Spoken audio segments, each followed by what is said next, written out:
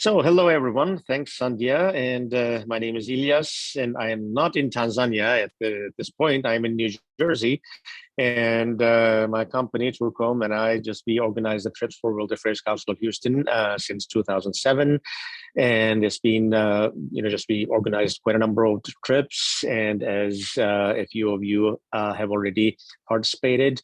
We just try to incorporate or bring together different parts of the world, trips to interesting parts, difficult to go parts of the world. Now, this time our destination is Tanzania. Now, there are two parts to this trip. So just before starting my presentation, I will ask you. Now, there's the Kilimanjaro hiking part, and there is the safari part after that. And they are actually two independent parts, and it's possible to join both or just choose one and participate that one. That's also possible. So this session was promoted as the session for the Kilimanjaro hiking part. But I will ask who is interested just only with the or in the hiking part. And are there just any people who are interested in the safari portion too? So if safari portion from Margaret, any others who are interested in the safari portion or just the hike? Because depending on that, I will continue with the presentation for both, says Ting. Yeah. So then I will start in order. I will start in a short while. I'll just share my screen with you and start with the presentation first with the hiking portion and then continue with the safari part. As always, the brochures, the information for these two parts of the trip are on World Affairs Council website. You can go on the World Affairs Council website, the travel menu. Under that, you can find all the other trips. And if you click on the Tanzania part, you can have both brochures and you can just read and go over them at your leisure. Quick question, sure. As I'm reading some individuals, there again, some are mainly in hike and there are 3, 4, 5 that are interested in both. Is it possible that we go through your presentation with the hike focus, maybe make a pause and those who are just interested in hike that they can, perhaps move on and we can stay on with the safari too, because I don't want to stop. I mean, okay to stop in the middle, but I don't want to lose others in case they have questions that are specifically hike related. Sure, I arranged it that way actually. Just I'll cover the hike part, and then we'll get your questions if there are any, and then for those who are interested in both or in the safari portion, I will continue with the safari part and then take your questions for the safari part at the end. Sounds good. And as always, if something comes up tomorrow, day after, reach out to us and Ilyas can answer, or we can answer it in-house too. Okay. Thank you for that. Thank you. Sure. So now I will share my screen with you and start with the presentation here. Now, here it is, I believe. You see my screen here, Kilimanjaro hike. Yes, we see the mountain here, July 27th to August 4th of this year, 9 days and 7 nights. So this is the hiking portion only. Now, what we see here is a map of Tanzania. Tanzania, it is, well, quite a big country on the eastern coast of Africa. Its population is about 63.5 million. And it's 366,000 square miles, about 40% larger than Texas, the state of Texas. Its capital is Dodoma here, but its largest city is Dar es Salaam on the coast of the Indian Ocean. And Tanzania, actually, the name of the country is kind of made up after its independence. It was, Tanzania in 1961. Once it gained its independence from the British. And then there is the Zanzibar island here, this little island. So in 1964, they decided to join and form a federation. So the Tan from Tanzania and Zanzibar from Zanzibar. So the new country's name became Tanzania, combining these two as a federal state. Now, we will be interested in the northern part of the country mostly. Arusha is the main city here. Serengeti Park is here, and Kilimanjaro Mountain is up here just in the border, with Kenya.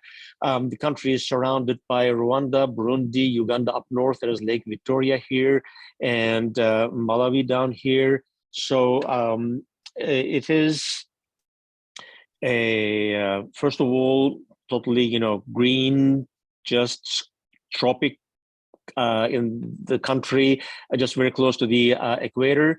And as I mentioned, we will be interested in this part. We will fly into the Kilimanjaro airport, which is not exactly in Arusha, just outside, in between the mountain, and mountain is here. Just I will close up now, and here it is. Arusha is here. Just airport is close to the mid portion here, and Mount Kilimanjaro National Park is just to the south of the border with Kenya. So here is a view from the satellites. And well, it's a dormant volcano, and it has 3 volcanic cones, although we cannot discern them here very easily: Kibo, Mawenzi, and Shira. And it's the highest mountain in Africa with 19,391 feet, the elevation. And it is the highest single freestanding mountain above sea level in the world, with 5,000, well, about 16,000 feet, I should say, 16,000 feet above the plateau surrounding it. So just think of just the plain, the plateau, and the mountain just rises up. So it gives a really monumental view. So we talked about, hiking. So it is not officially mountain climbing, because there are certain paths that make it possible to walk up. And as we see here from the satellite view, you see the green parts with the vegetation, with the tropical vegetation. And then as we climb up, as the elevation increases, vegetation decreases. And then there are the lava formations, the tufa formations. And then we climb all the way up to the Uhuru Peak, to the highest point. So here is its view from the plateau as it stands on its own. This majestic view of the Africa's highest mountain is really something to see. And this hike will be in August, so that's the best time to walk up. That is just the weather is most of the time perfect, although just we can always expect some unexpected turbulence, wind, and of course it's going to be somewhat cold. And here we see the hiking paths, the possible paths. There are a number of different paths, and this is the hardest path that takes the longest time. This is the steepest part of the mountain to the west. And what we chose is more or less the easiest part, the Machame route, here shown in red. So we will start from the Machame gate and walk up to Machame camp, Shira camp, and walk through Barranco camp, and here Barafu camp, and to the Uhuru Peak, and then walk down the other side, the kind of shortcut to the Muweka gate. And of course, just before, when we fly into the country, we'll spend a night in Arusha. And then at the end also, we'll spend another night in Arusha before flying back, if you choose to fly back without joining the safari portion. So this is, as I said, this is not mountain climbing. This is hiking, it is called, because, just mountain climbing gear is not necessary for this. But on the other hand, the elevation is, quite important, of course. So acclimatization is needed at some point in the middle, which, we'll spend some leisure time partly to acclimatize and to adjust the altitude. And of course, you need to be in physically relatively good shape to be able to hike. It's not just hiking in the forest kind of simple thing. So we will see a few photos of the route and how the hike will develop. So this is the Machame Gate of the Kilimanjaro National Park. We fly into the Kilimanjaro International Airport and drive to Arusha, which is about 1 hour from the airport, spend the night, rest. And then the next morning, early in the morning, we drive to this gate, Kilimanjaro National Park, Machame Gate. And its elevation is 1,800 meters in the first place, the gate. We start from there. And from here to Uhuru Peak, nonstop, it's 32 hours of hiking. Of course, that's not what we're going to do. We will, and this is, just a view from the hike. This is not exactly from the Machame Gate where there will be, some vegetation, some tropical vegetation. But this is more the second day, towards the end of the second day, where we already have the volcanic rocks and vegetation is already quite scarce. So, well, of course, there will be helpers. There will be porters, first of all, that carry all the necessary stuff, food, and the tents. We'll be staying in tents. I have to mention that on this route. And so they will carry all the stuff to the campsites and the toilet tents, the tents for sleeping, and the dining tents. Just they will be prepared by them. But of course, we will have our daily, backpack, the just water, drinks, some snacks, and all the necessary stuff that we might have with us. We will carry ourselves. So this is another view from the hike. So it is, just at certain parts, there is some significant upgrade that makes it really kind of arduous to walk up, especially at higher altitudes. And occasionally, of course, just we have the break, the flat areas that gives us a break. So that will be the part that we will kind of just rest a bit from the climbing part. So this is now on this route. This is maybe the hardest part of the route. This is Barranco Wall. This is the second day of the trip. Oh, no, actually, after the third day of the trip, there is this wall that needs to be, just climbed up to this part, and we will see this from a different perspective. Actually, it's not as hard as it looks. Just it is already what is that, worn, and it's already the path is there. It's quite not that hard to climb up here. The only difficult part being this is already at what is that, about 10,000 feet, 11,000 feet. That is the only thing that makes this a little bit arduous because of the lack of oxygen at that altitude. Apart from that, just stepping on the rocks and going up, if you are physically in kind of good shape, that is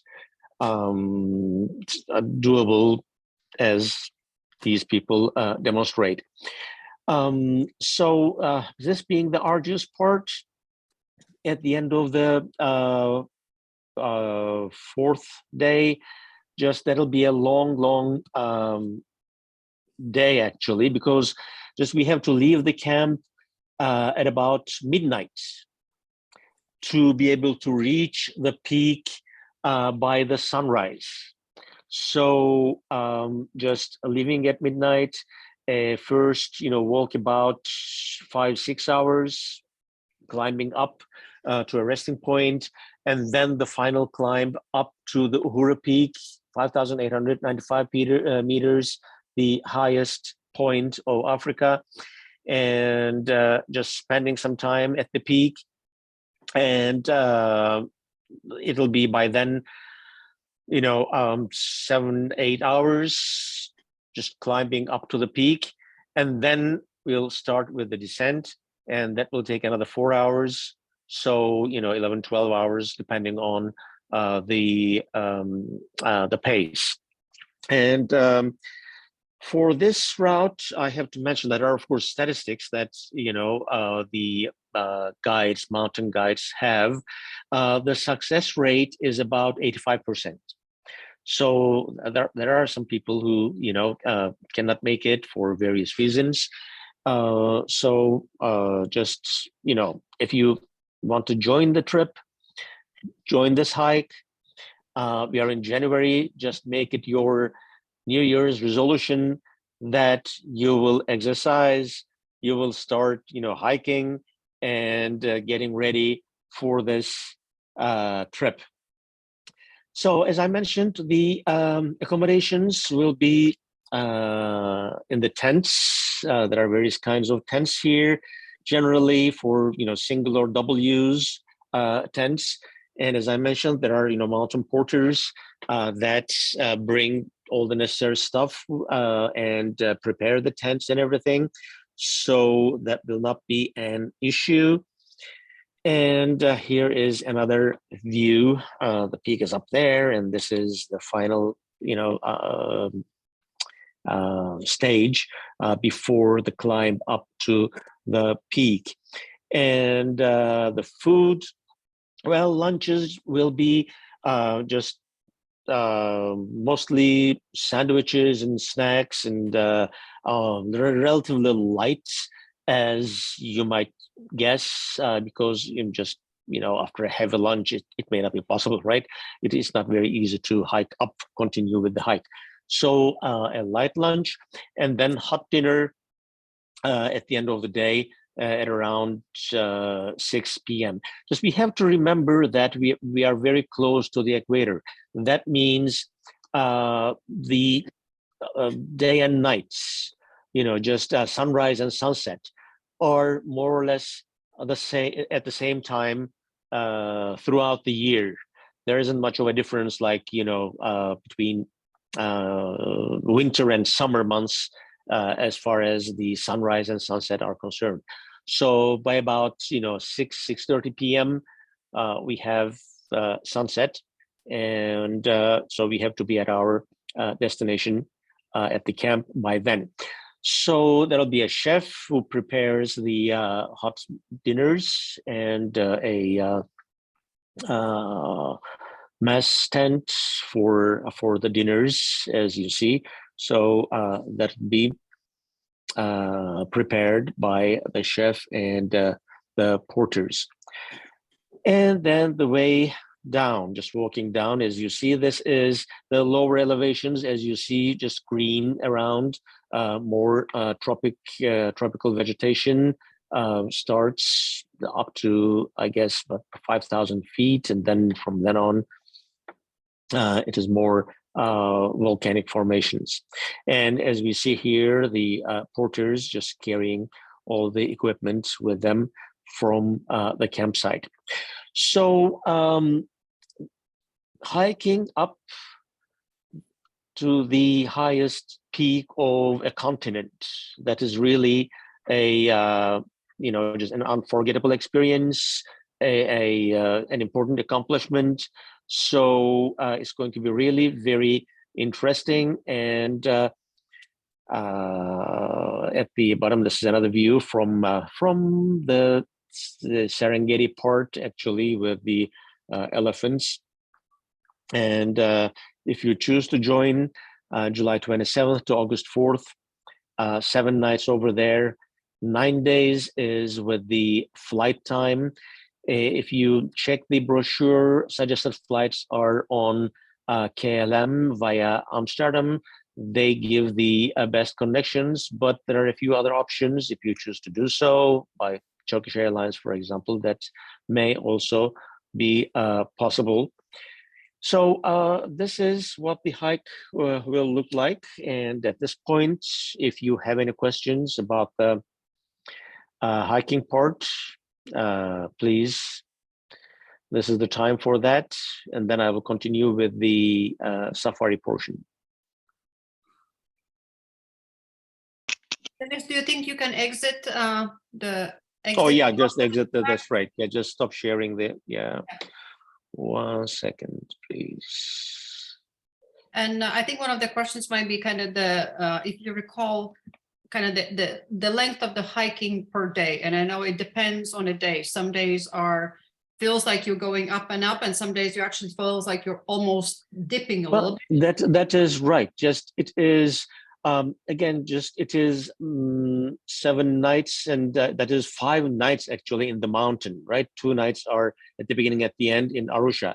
So out of 5 nights, 3 nights just for after the second night, there is this same elevation at around 11 to 12,000 feet that gives us time for acclimatization over there. Normally hikes are about 7 hours on average, except the peak. Hiking to the peak is about 7 hours to 8 hours, depending on your pace. Of course, we can't expect everybody to walk at the same pace. So I'm sure a few people may just take the lead, and then if you will be, in the back. But on average, 7 hours, 8 hours. The peak, as I mentioned, departing from the camp is at midnight, and going up and down is 13 hours, 12 to 13 hours altogether. And just going up portion is about 8 hours, again, depending on your pace. So this is, of course, it has certain breaks at certain points of the hike. So there's a question, first of all, about the cost that is on the website. Please there's an application form and the cost, so you can check over there, please.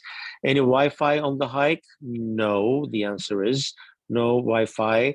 At the bottom, at the hotel, yes, but in the mountain, no. Sleeping bags, mats, mats are provided. Walking sticks, no, you need to bring them with you. Do you carry oxygen? Just for emergency uses, not for daily use. You can't carry that much oxygen with you to use every day, every time. So that'll be too much. So there is oxygen for emergency use. And there is another question: should we take oxygen, do you mean? Yeah, well, that is something you need to, first of all, if you experienced high altitudes before, I'm sure you know how you would react. So if you had any problems before, first, you may choose not to join this. Second, you can get in touch with your doctor and get your doctor's advice about this. And yes, there are certain medications that can be used against altitude sickness, and your doctor can prescribe you those medications, and that would be, of course, a good idea to take them with you. Any dietary restrictions? Well, gluten is not a big issue, but they accommodated. If it is just vegetarian food, that is fine. But certain coca leaf, I can't say anything. I don't have any information about that, whether coca leaf would be good for altitude sickness or not. How much time do we actually spend on the summit? About 20 to 30 minutes tops. Showers available during hiking days? No. But I call it the French bath, a lot of wet wipes. That is right. Exactly. And I don't want to be, the party pooper, but how do you do the business on the way? Because there are portable, yes, facilities that they just set up. And Margaret says on the WAC or the First Council website, and do not see the price for the trip. There's an application form. The price is on the application form. So no, if you actually, can, I'm checking with my office. We had it on there, and for some reason, it's not showing up. So we'll follow up with them. Okay. I'm not. It was there. We spent time making sure it is on there, and I'm with you. I'm literally looking at it, and all of a sudden, it just does not exist. The link, so I'm not sure. I see. Okay, so they'll be okay. Corrected. So please check tomorrow, I suppose. Why so little time on the summit is the question. Because we have to come down. That it takes time. Just by the time you are there, it is going to be, just after sunrise, about 7 a.m., 7:30, and then another, 4 hours down by noon, and you will have lunch on the way and coming down and then taking the bus back to the hotel. Have you planned many of these trips? Not many, but a few, yes. We as a council, not with World Affairs Council. Yeah, I have to mention that. Yeah. Is World Affairs Council membership a must? No, it is not a must, and these tours are open to anyone.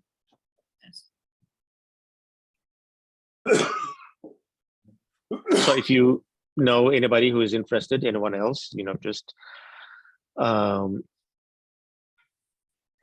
the wall will one have any help if you're too steep? Yes, it is possible. You have guides traveling with you, of course, and their just reason of being there is not only to show you just where to go, but also to help you with it partly, and to help you how to go up and step from rock to rock. And I would say that image that we saw of the wall is really one of the very, very few actually seen. It's more walking. Again, to Ilya's point, it's not just walk in the park. It's because the elevation is doing its own magic. But that kind of wall thing, I mean, you won't see me doing that either. So it's just a little bit. And it's on that second day, I think you said too. So, and of course, as the guides, their role and the help is really to make it a successful trip for all of us too. So that is right. We'll push and pull. You don't need to bring water purification system. It's over there. Just it will be provided, and water refill will also be provided. So you don't need to bring that. But of course, bringing your own, canteen, bringing your own water container, that is suggested. What's the average age of the previous groups made to the top? That is, yeah. I mean, it's a big range, but from 30s, 40s to 60s. It all depends on the person's previous experience of hiking and physical condition. So just having an average age, I don't think will help anybody. Just yourself. So just rather than the group, just evaluate your own physical stamina, and I think that is the important part. Just let me see, there are other questions coming here. Do you suggest training for the climb? Well, yes, actually. I mean, that is what I'm saying. Just make it your New Year's resolution to increase your stamina and to get ready for the hike.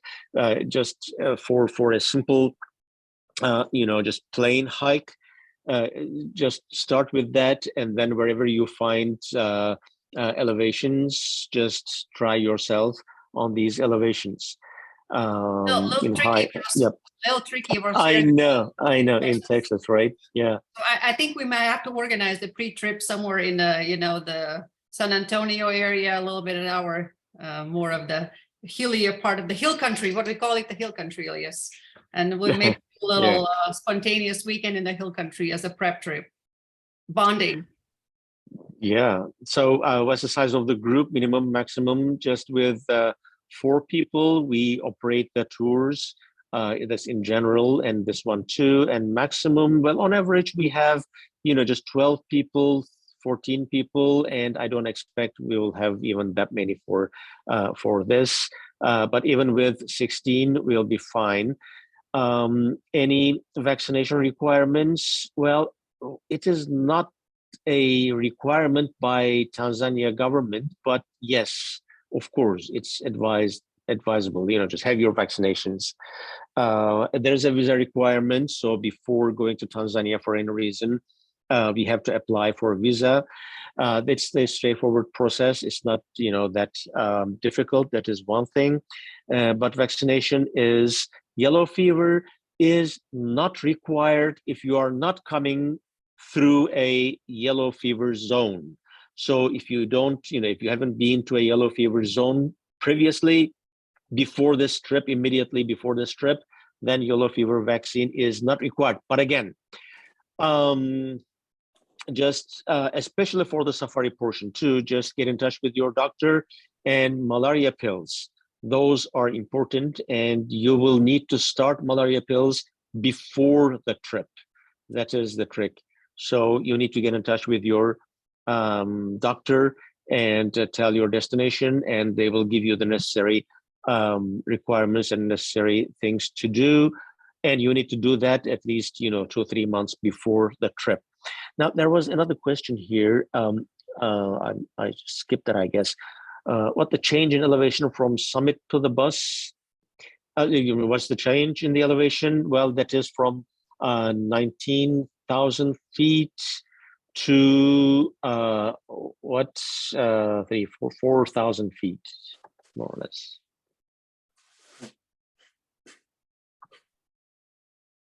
Can you kind of give me by show of hands who was curious to hear about it versus who is actually considering possibly taking this to another level? Anybody? Or are we just curious? Any curious? Just curious? No. Ken? Yeah, so I saw then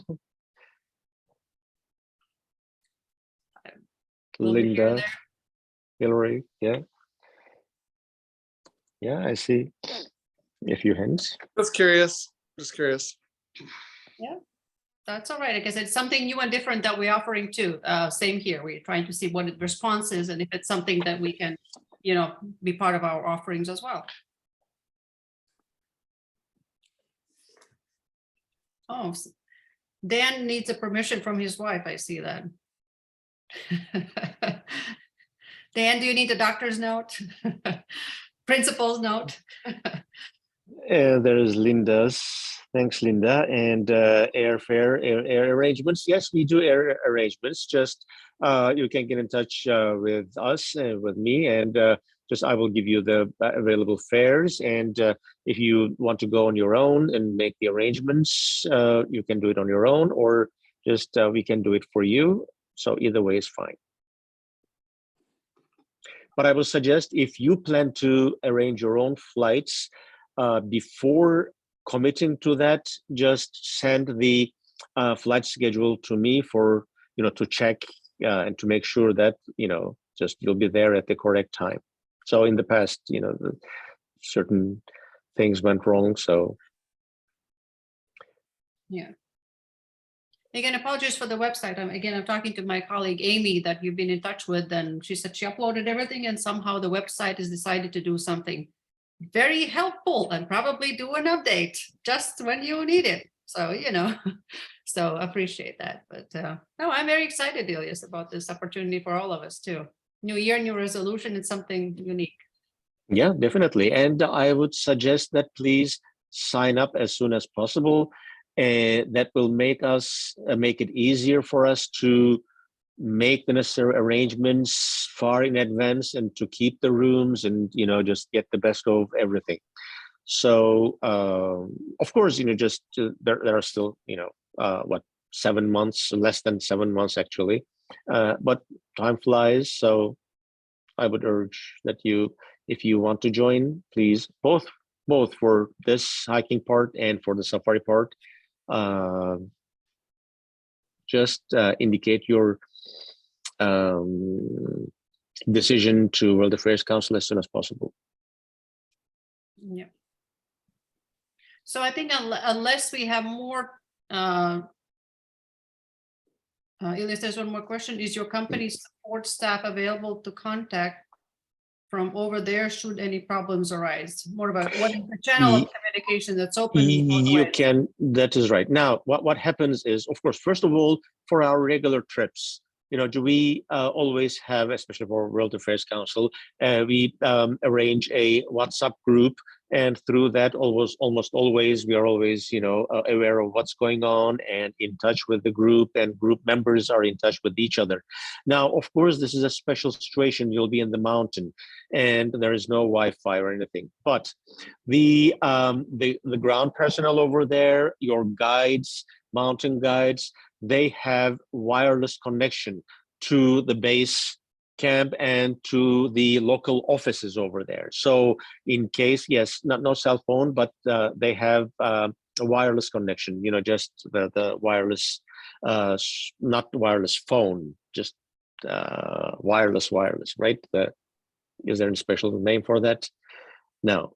Smoke signal. The smoke signal.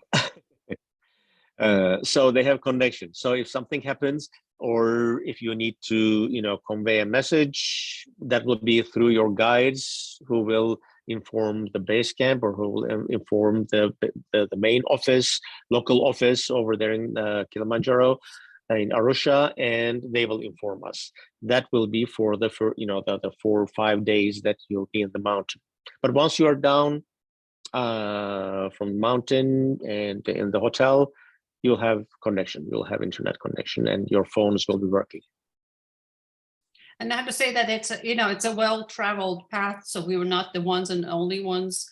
No, not at all. It's a busy time of the year. You will see other hikers, so it's by no means be left alone in a wilderness situation.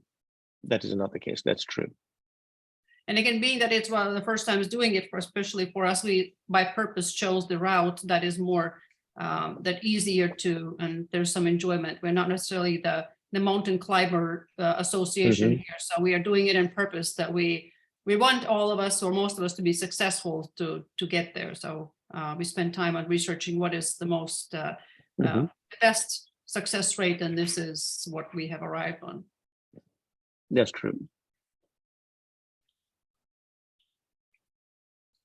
It was about 4 something. The ballpark price is not really helpful right now, but it was I think it was about 4,000 was the price about.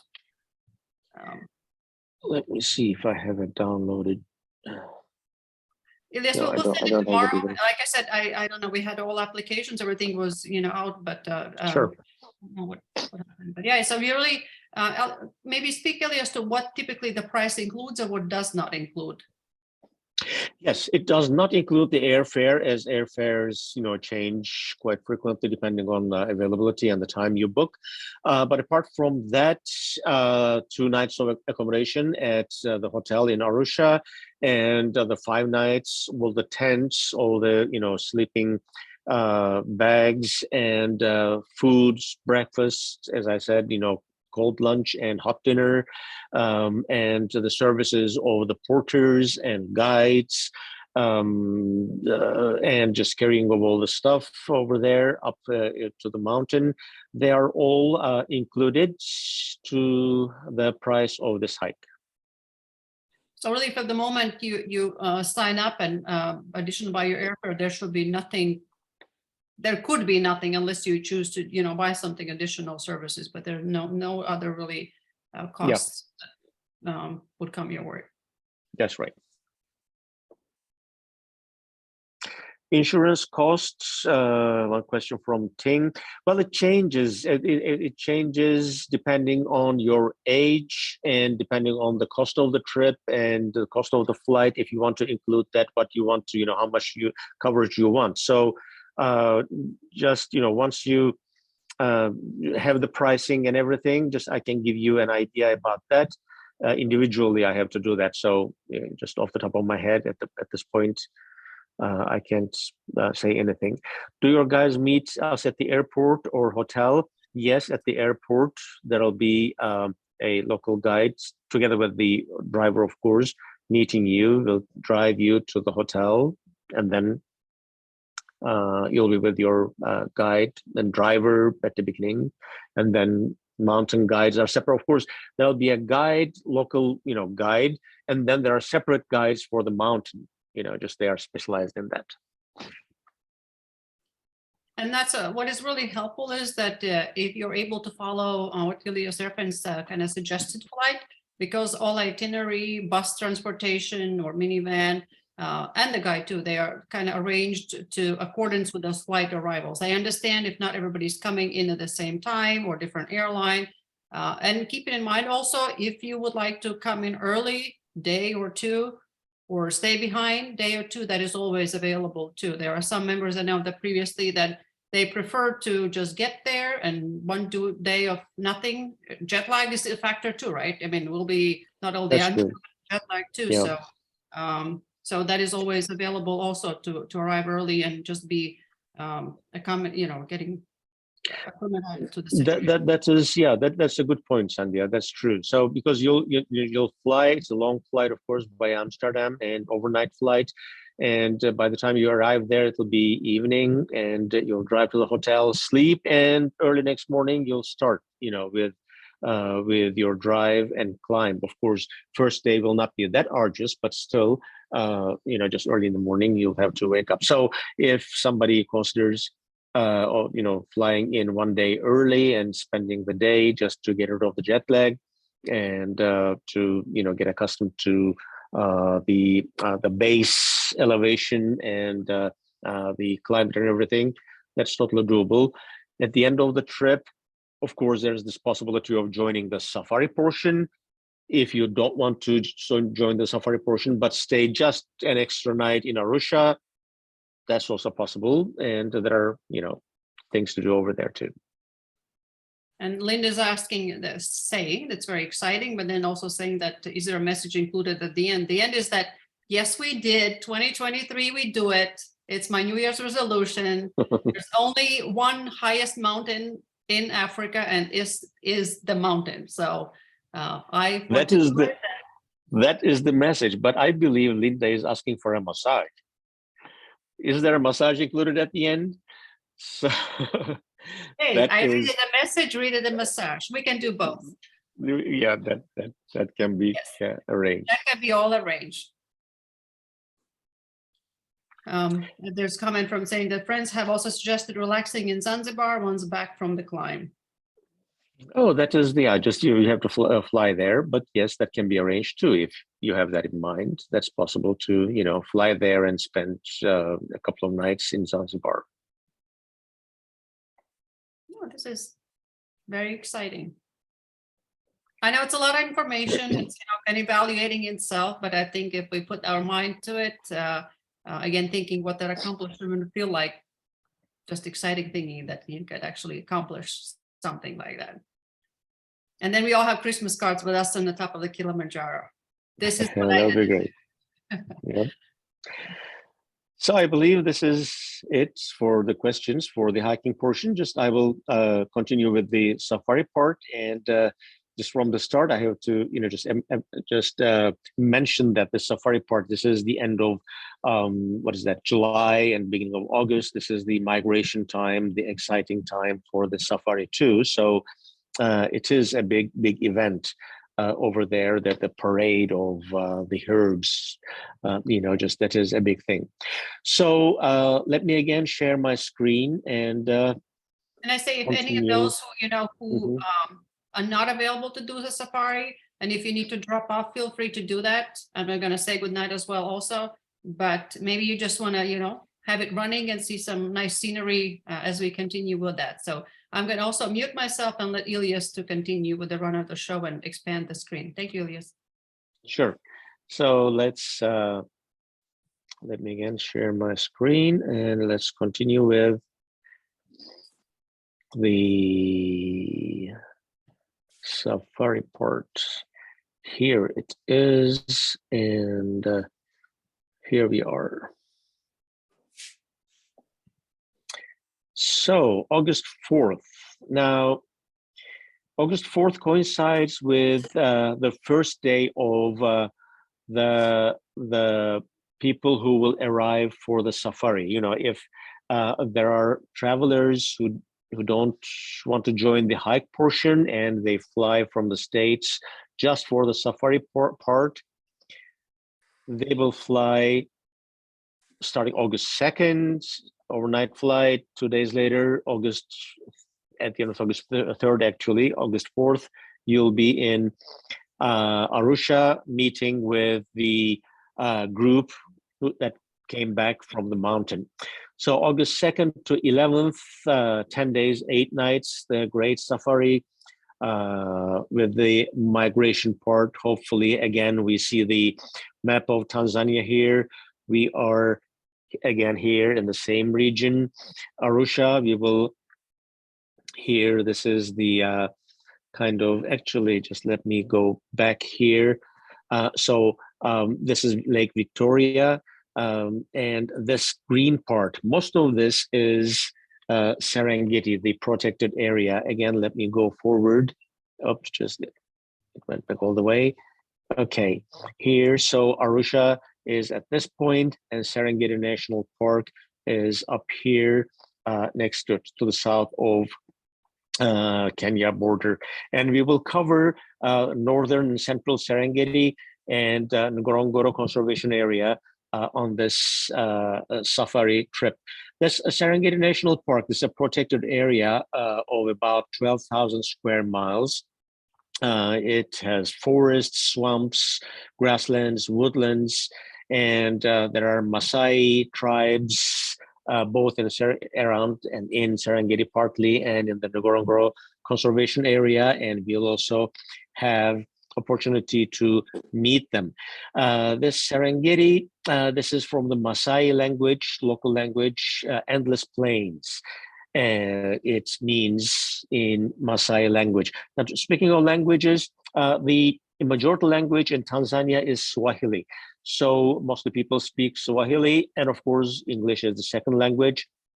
And there are just local tribal languages, quite a number of them in different parts of the country.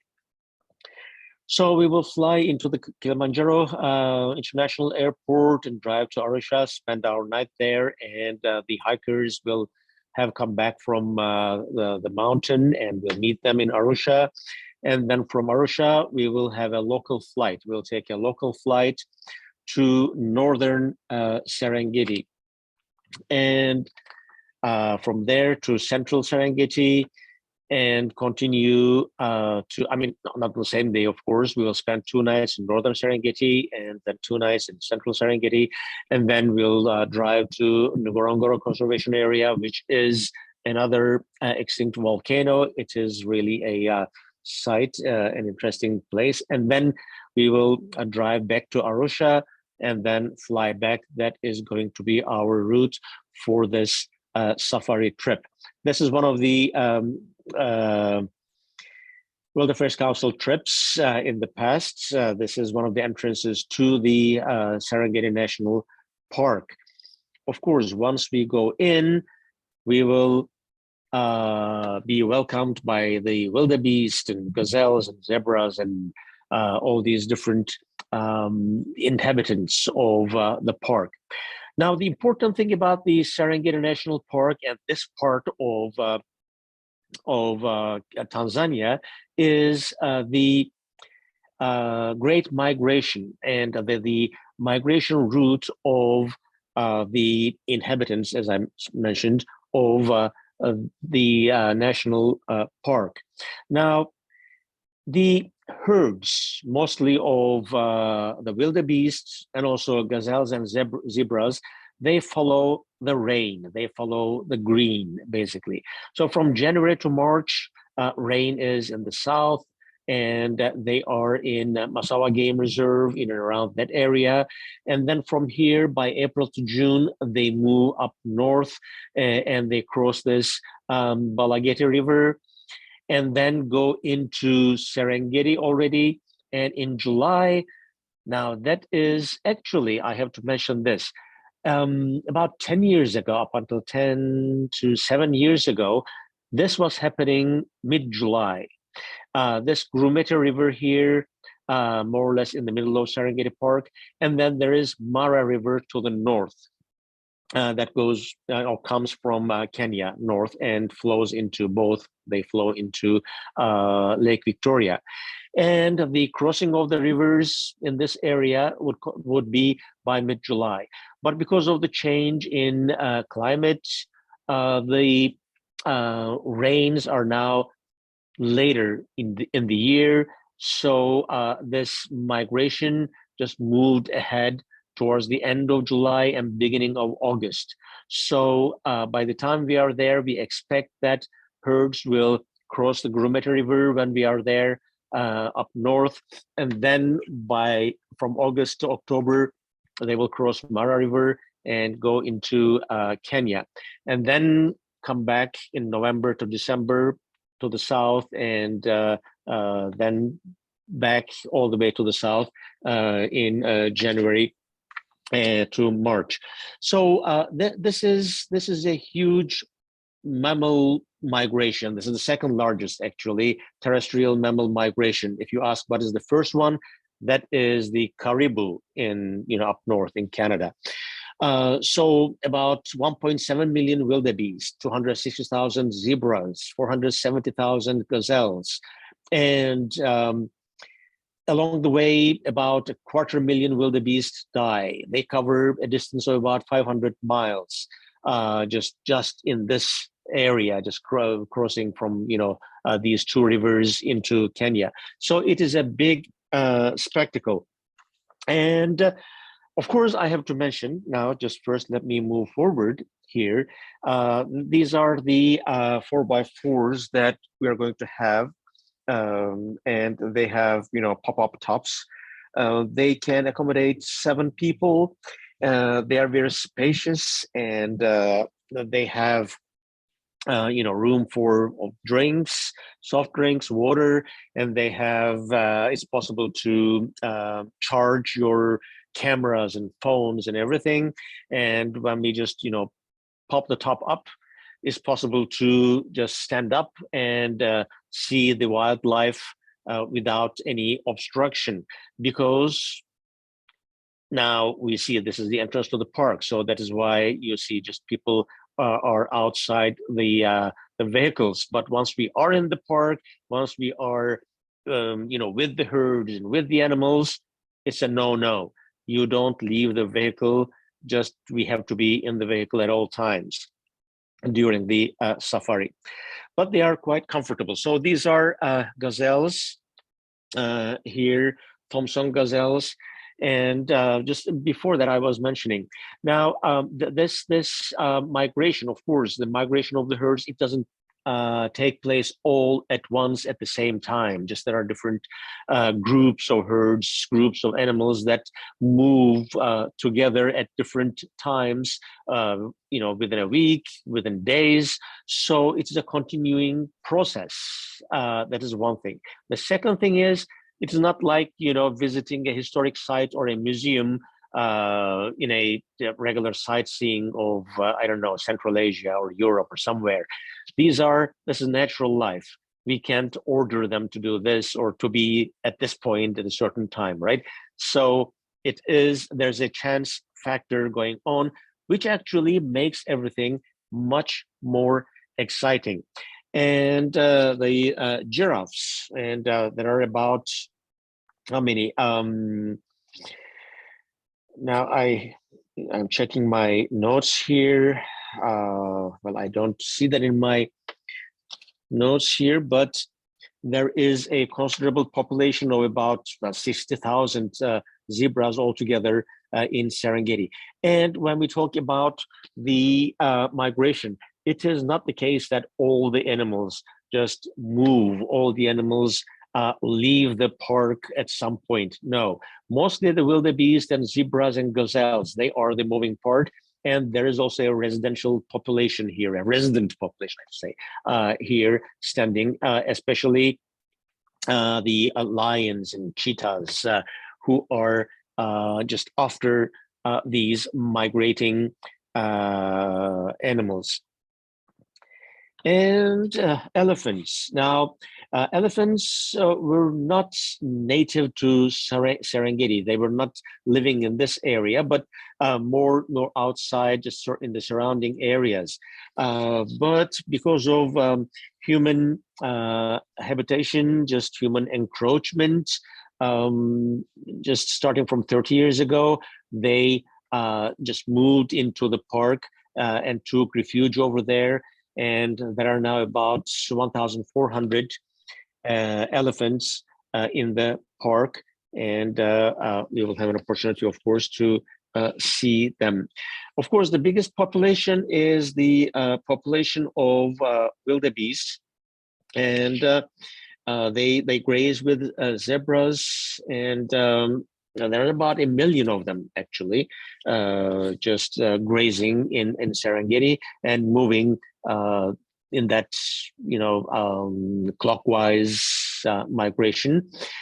And as I mentioned, they graze with zebras and also the groups of baboons, and just it is a symbiotic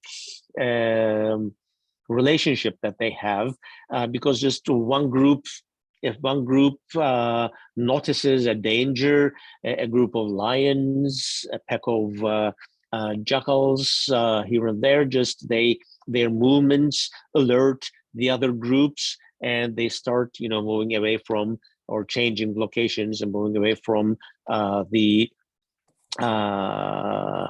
groups of lions or other predators. And of course, hippos and crocodiles. Now, crocodiles are one of the main predators, especially during the river crossings. As I mentioned, there is this chance factor, and there's always the possibility that just spending about 1.5 to 2 hours close to a herd trying to cross one of the rivers, it is possible to see crocodiles attacking the wildebeest and trying to catch them, and that is really quite exciting. And we see a black-bearded heron in the back here, just a close-up here. So there is also a considerable bird population, lilac-breasted roller here that we see. And of course, just and vultures, of course, right? Where you have these predators running after all these wildebeest and zebras and all the other gazelles, and these vultures, they are after whatever is left off.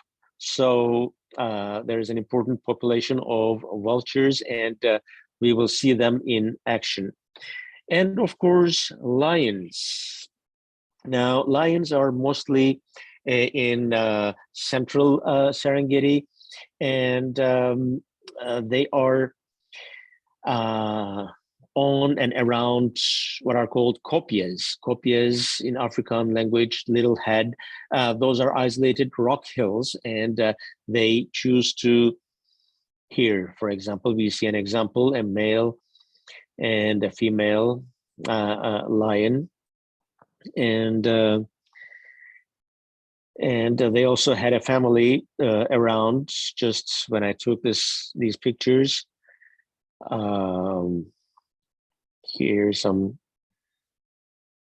intimate moments, and with the family, with the cubs, lion cubs. So there is this, resident population of lions over there, and it's always, at that time, they will already have the, new litter, and it will be possible to see most probably these cubs together with their mothers, and and actually in a number of occasions I had the opportunity to see their organized hunting. That was extremely interesting. Just a group of lions surrounding a herd, and they are communicating with each other, and one gives the okay, and they all start running after the herd, and whoever is left behind, mostly the youngest and weakest one, and that will be the prey. And of course, cheetah, the fastest land animal that can run about 50 to 80 miles per hour. They are active during the day, and so they also are in Serengeti. And baboons, primates.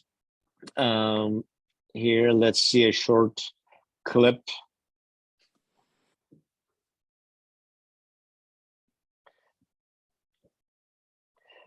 So they sleep in trees or high cliffs, and mostly found in open savannas, and they're omnivores, eat fruits and insects and fish, shellfish, sometimes birds if they can catch them, and giraffes. So this is these are the tallest living terrestrial animals, 14 to 19 feet tall. They eat leaves, especially the leaves of acacia trees.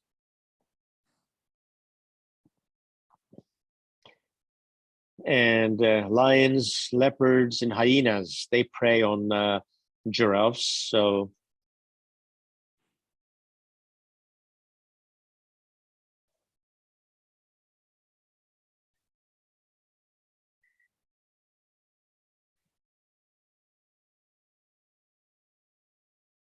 this is a quite a big herd.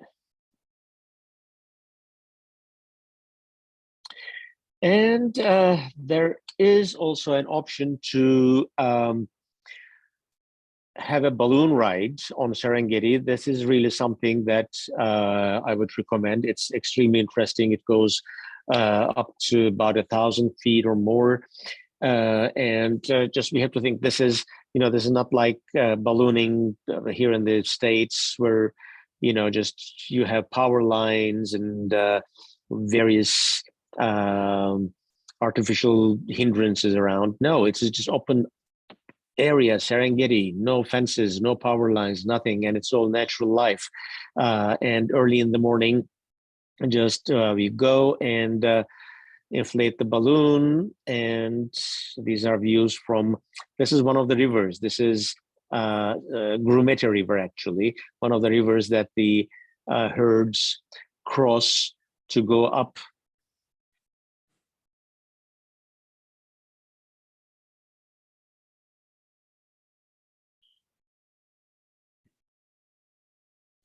So these were antelopes as seen from the balloon, and a mother and child zebra here.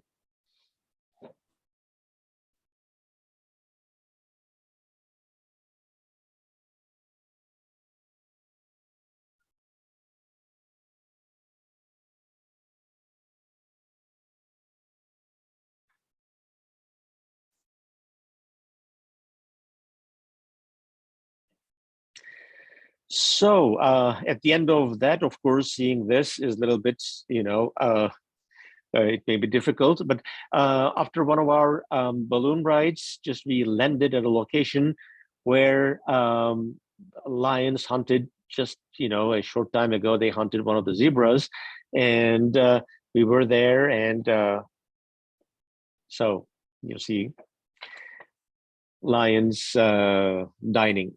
Now, as for accommodation, it is tent accommodation, but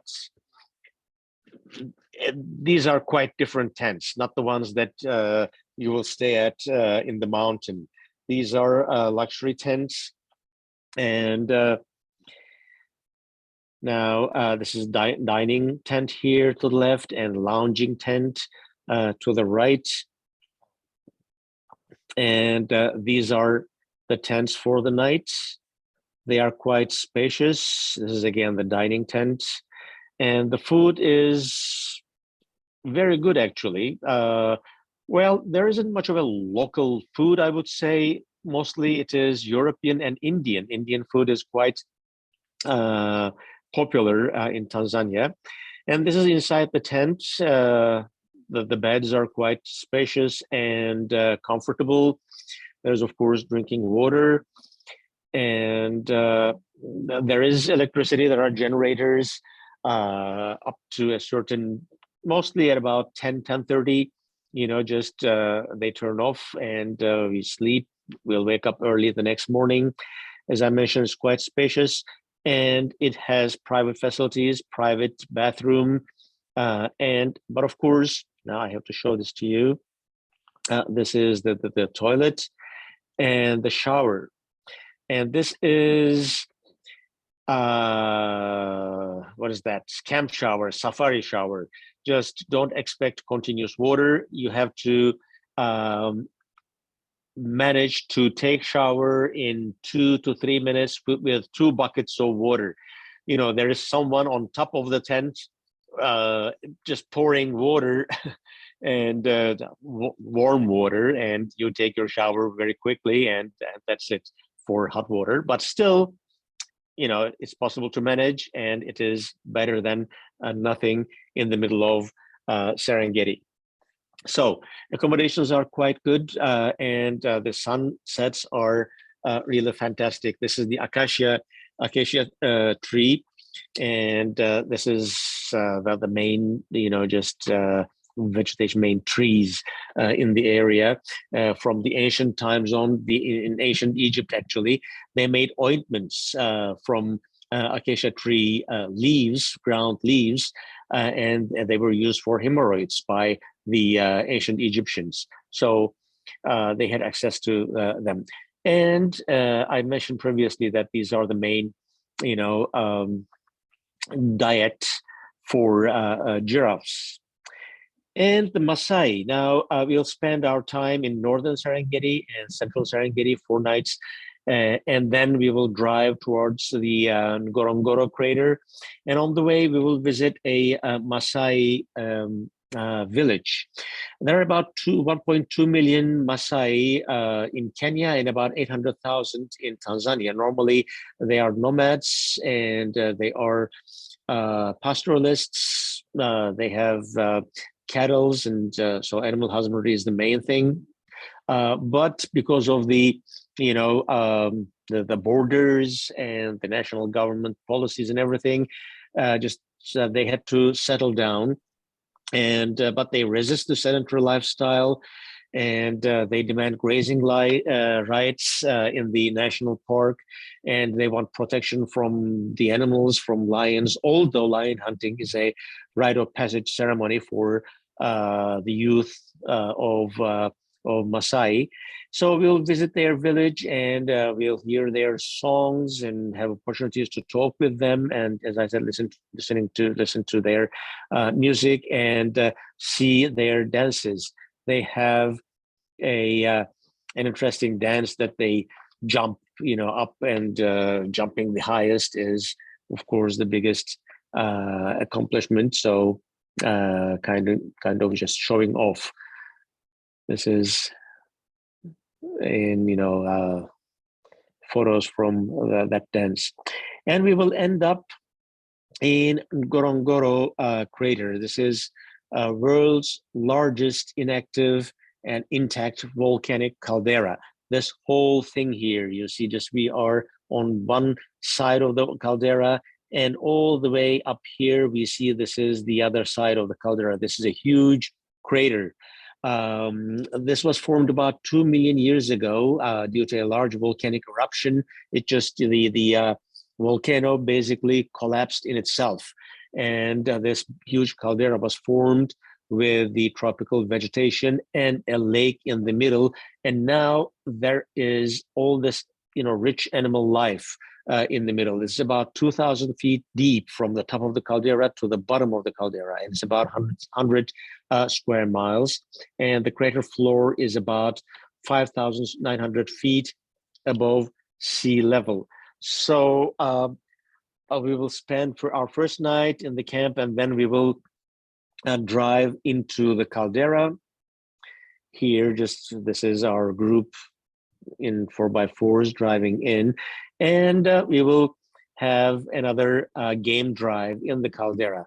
All in just the lake is just full of flamingos, and again, wildebeest, about 120 lions, 9,000 zebras, and rhinos. And this is Lake Magadi in the middle of the caldera. And we will spend 2 nights in Ngorongoro, and then leave there and drive towards Arusha. On the way, we will visit Lake Manyara, which is well known for its baboons and mainly for its bird life, the flamingos and pelicans. So we will have a chance to see the bird life in and around Lake Manyara, and come back to Arusha, spend our night, and then take our flight back home. So that will be the Great Safari, covering the Great Migration from August 2nd to August 11th, 10 days and 8 nights. And let me just discontinue sharing. So this is the safari portion, and if you have any questions about the safari portion, please do. Thank you, Elias, for very detailed. I felt like I went to safari. Maybe it's not that much of a good idea to give all these details. No, it's very much apprecited. Because I think you answered a lot of questions from what you see, how you get there, where you sleep, where you eat, the basics of the experience too. But certainly once in a lifetime opportunity, I think for many of us. Yes, thanks, and thanks everyone. So there was a previous question about tips to guides. Normally, the tips to guides are included in the tour cost. Yes. For World Affairs Council, just they will be included. Yeah. As I mentioned, really, once you leave Houston, there's not much of expected for you to pay for anything. Only what you choose to buy, any gifts, any other things, but there are really nothing. That's right. For you to not pay up at all. Maybe a few, extra drinks, as Sandhya mentioned, some souvenirs and of course travel insurance. That's just, we definitely suggest that. Well, it's very exciting. And unfortunately, what I've been seeing about Kilimanjaro, that the ice is melting and so is snow, and many people say it's not what Mount Kilimanjaro looked like even 10 years ago with the snow cap, that is melting and melting. So unfortunately, I feel like time is running out for me to go and see it. There's that, unfortunately. Yeah. And I think if everybody is very content with your hour and so participation with us, I think we can leave it as that too. Again, let people sleep on it. Imagine travel to safari in their dreams, and they wake up tomorrow morning and send us a few emails about it. I think it's just a nice place where we can certainly leave it, and then we can go ahead and connect. We'll connect with everybody who joined us today and follow up and answer any questions that you could possibly have. But I think with that, Elias, I'm going to say thank you again. Great job as always. Thank you for being a big supporter of what we do and helping us further the mission of global education. Absolutely. It's a pleasure for me. And thanks everyone for joining. And we hope to see you on one or both of these trips, or any other World Affairs Council trip. Absolutely. So with that, again, I thank you all for joining us this evening. Other opportunities to come, and I hope to meet you in person. We have great programs coming up with the former U.S. Ambassador to NATO, and also Secretary Pompeo, and many other ones that would allow you to join us in person to explore furthermore. All right. Thank you all. Have a good evening, and we'll talk later. Good night. Good evening. Bye. Bye. Thank you.